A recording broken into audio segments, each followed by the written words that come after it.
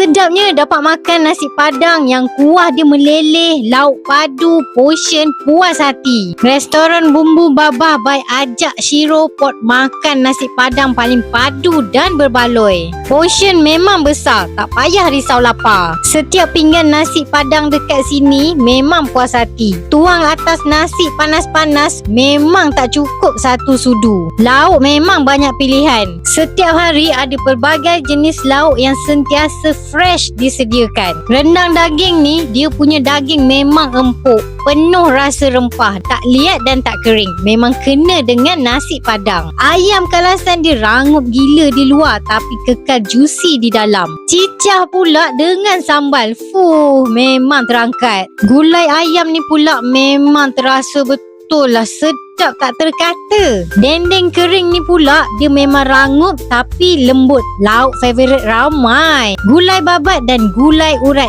ini memang rare. Setiap suapan rasa asli macam air tangan orang lama. Nak makan terus boleh, nak bungkus pun boleh. Datang sekali mesti rindu nak datang balik.